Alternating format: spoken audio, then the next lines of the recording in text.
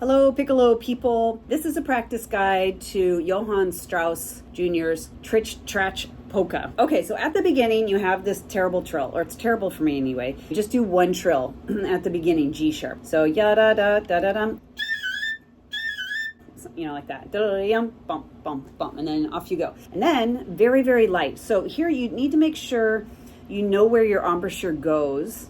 Very tiny aperture for the high E's especially. So you're going that E, kind of experiment finding it where you need. It's just the minimal amount of air you need to get the note to speak. I would also keep the pinky down. I know a lot of people, especially on flute, we take our pinky off for high E to keep the pitch down. So here, I just keep it down and I think about the air going bumpa, bumpa, you know, just a little on the downside. Just tiny bit so it doesn't go sharp. That one has a forward motion without a crescendo. Just play the musical style and it should naturally happen like that. And then you're going on. And then you have to come back. You got to find that. So just spend some time from here. You got to know where you're going to for the E. All right, and then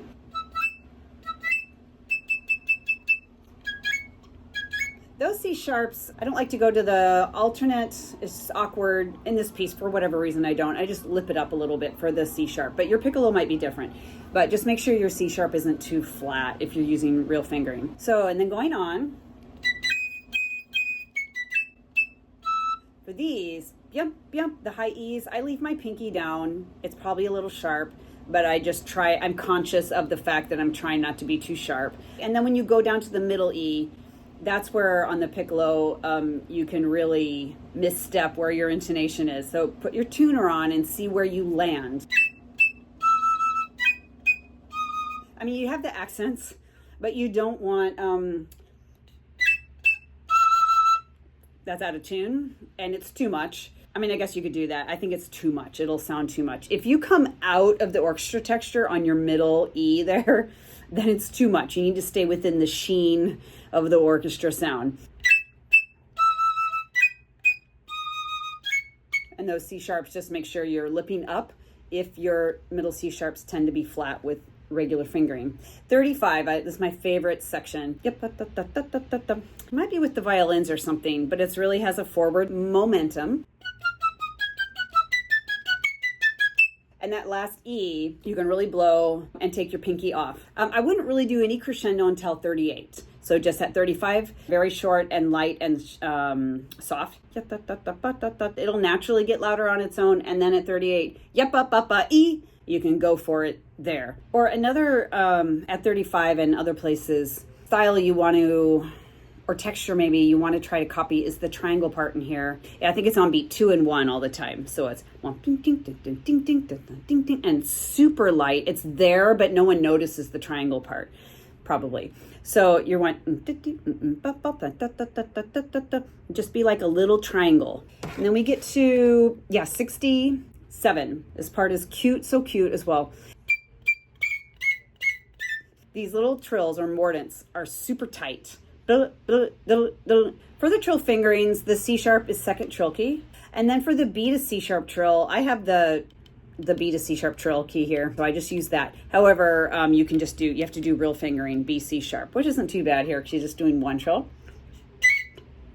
So I'm just doing the real way. Da-da-da, like that, little pinchers. But I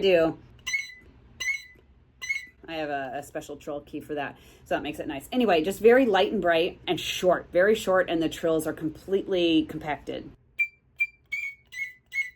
And then at 80, I like to do this high F sharp with middle a lot, middle finger. It speaks better for me, so that might be an option if you want to do that.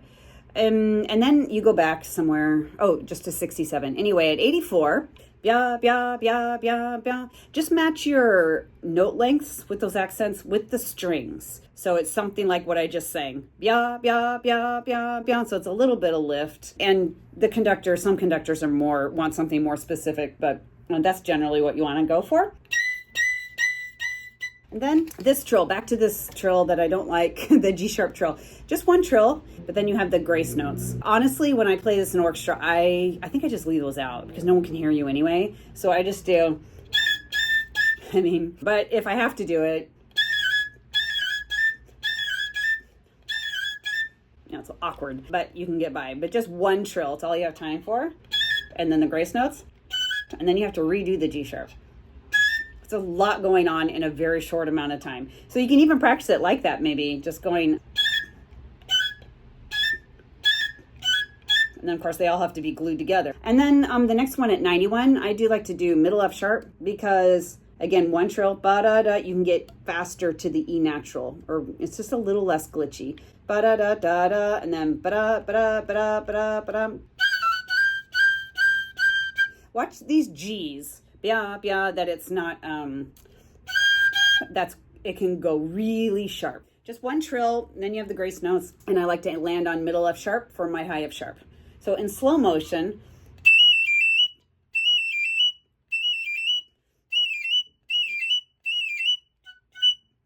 and sometimes I revert back to this F sharp for the last one because it's better in tune. What helps me through this kind of finger twister, I mean, the main thing is that you start on E and you land on high F sharp, but going towards that first D grace note visually helps me for whatever reason. So going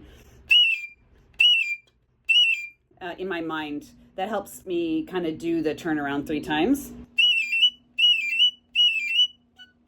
Okay, so you do that and then immediately soft. So there's a lot of like really loud and then really soft. So you're doing this,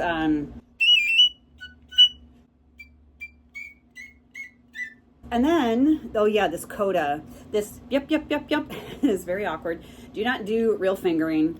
Just start on the second trill key. So have the second trill key like ready to go. And then you're going yum, like that. And try to start on the D, it's hard, or on the trill key. And then make sure you count. I don't know how many times I played this where I missed the, because that's a solo. Pretty sure it's just a piccolo solo. And it's very easy for it to just go by and before you've even had a chance to think.